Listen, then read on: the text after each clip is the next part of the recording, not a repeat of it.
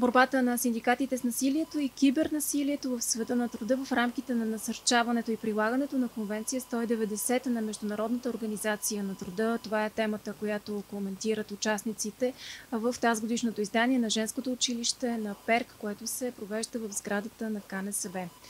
Сега при мен тук казвам добре дошла или welcome to CityUp Studio. Let me ask you to introduce yourself to the audience.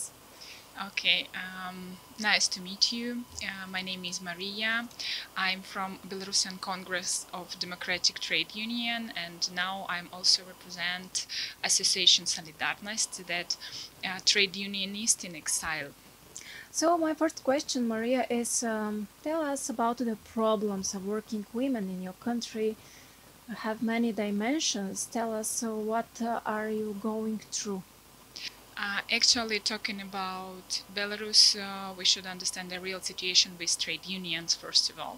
And for now, Belarus has a great problem with two main conventions, 87 and 98. So actually, problems of women in Belarus are the same like everywhere. We have, most of them are I think gender as usually, and we still have this gap in salaries even between men and women in different spheres. We also have a womanized profession like social sector. That's it. Okay, do you have any data on how many women who have been persecuted for their beliefs are currently imprisoned? Yes, in Belarus, more than 900 women were persecuted for their political views and their protests. Wow. And 6 of them are our comrades, our trade union leaders and activists.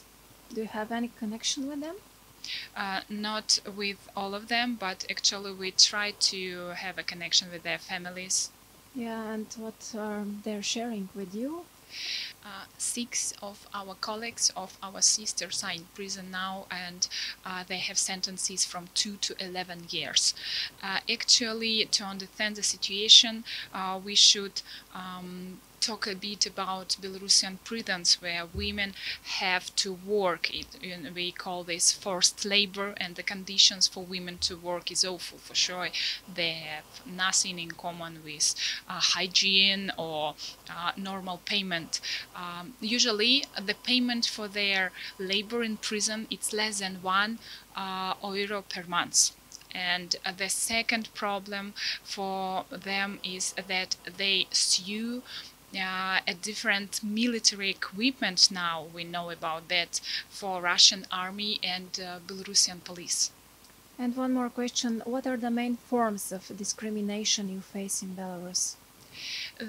The main forms of discrimination, for now we have all of them I think, but actually for now that we can pay attention to, and we have some statistics already from different sectors like healthcare sector or educational sector, the main discrimination it's gender and gap in salaries. We still have gap in salaries, and we still have women professions, and we still have mostly women in social sector and so on. Thank you very much.